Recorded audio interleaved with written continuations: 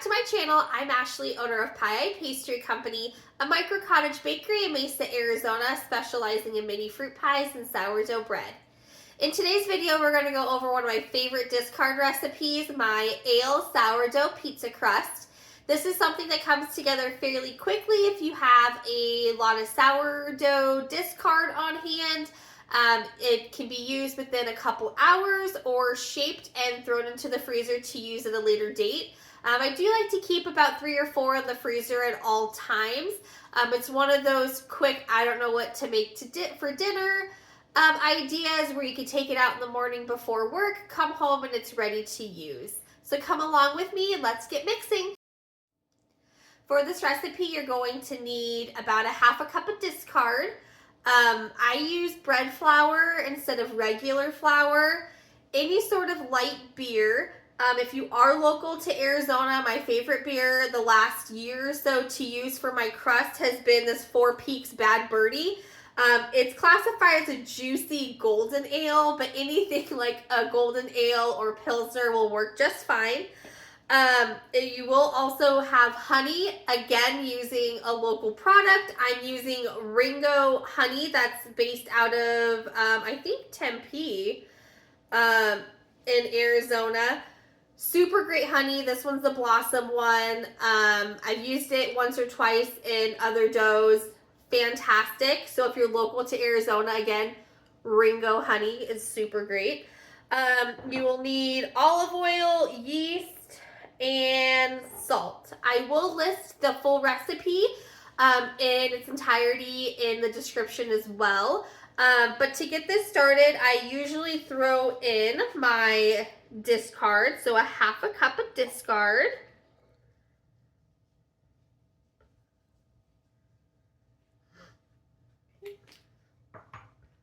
This is also where I mix in my beer and honey.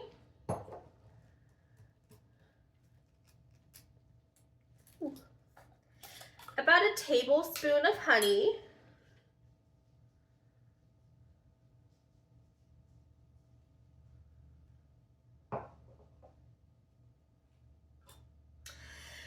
The honey I find gives it a little sweetness, but it also helps like crisp the crust a little bit more if you like that crispy pizza dough or pizza crust.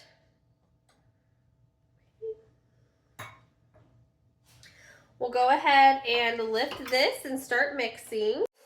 Once this starts to mix in a little bit, I will add in the yeast. I do use the rapid rise, so you don't have to do the warm water, sugar, and the yeast for it to foam. Because it is the rapid rising, I kind of just do things a little out of order. So once this mixes just a little bit,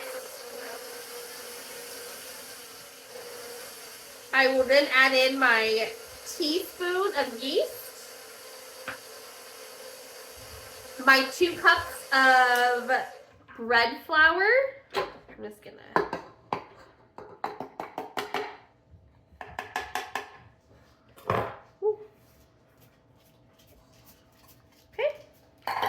I'm going to put this back up. And then once the flour starts to get a little bit mixed in is when I like to add in my olive oil. And then before my olive oil, I do add in a teaspoon of salt.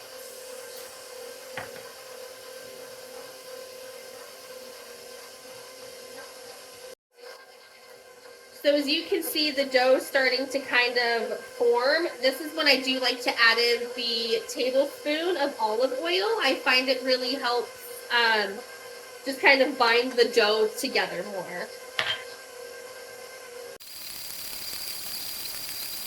So the dough is mixed in the stand mixer for about 8 minutes or so. You know it's done when it starts to form a ball.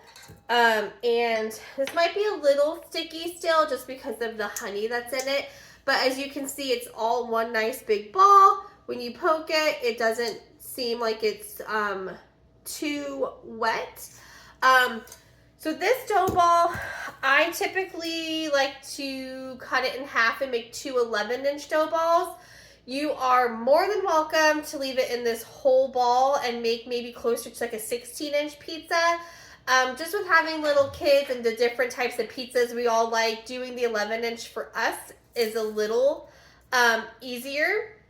So I just cut it in half, ball it in two.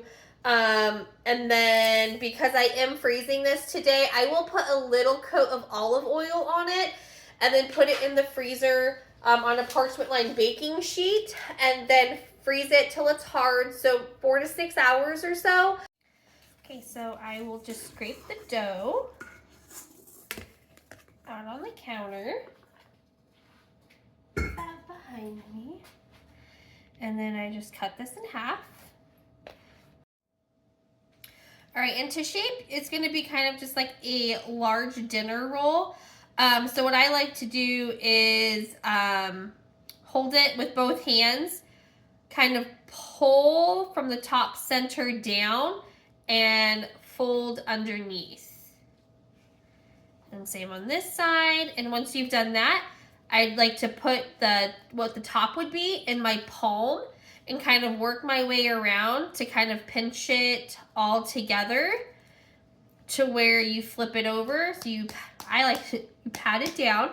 You flip it over and you kind of have like a nice ball. If you do prefer, you can do, your sourdough shaping, kind of like the pull to make it a little tight.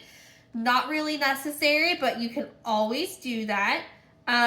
So once these are shaped like so, I put them on a lined parchment paper pan, and then I rub just a little bit of olive oil on it when I freeze it. I find this helps just so that way it doesn't get too dry, since you are doing kind of like a flash freeze to it before you put it in a Ziploc bag and freeze it. So we're gonna go ahead and oil these, pop them in the freezer, and then once they're frozen, I think I'll show you guys what they look like. And yeah, here are your pizza doughs. Dough's been in the freezer for about 4 hours. I took it off the cookie sheet, put it in the Ziploc bag, dated, and labeled obviously what it is. This is good in the freezer for up to 3 months.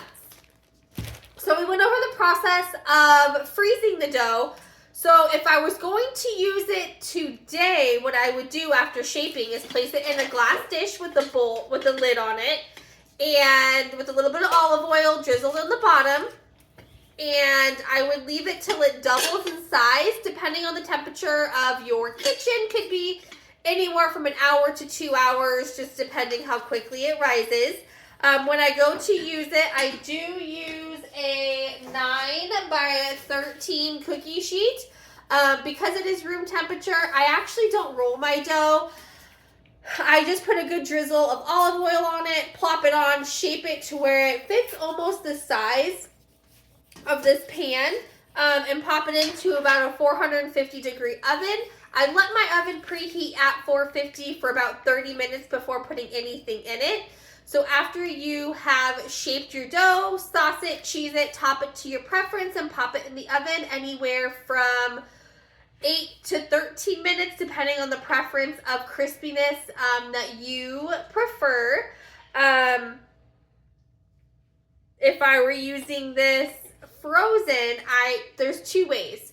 If I remember the night before, I will use this same glass dish again, a little olive oil on the bottom and top, and let it defrost in the fridge overnight, and take it out about 2 hours before I want to use it to kind of get to room temperature. If I take it out morning of, I will again use this glass bowl, put olive oil on the bottom and top, cover it, leave it on the kitchen counter throughout the day, and then by dinner time it should be ready to go. But this is just a quick and easy crust recipe for you for your homemade pizza. Give it a shot. If you do try it, let me know what you think. If you have any questions, send me a message. Thanks, guys.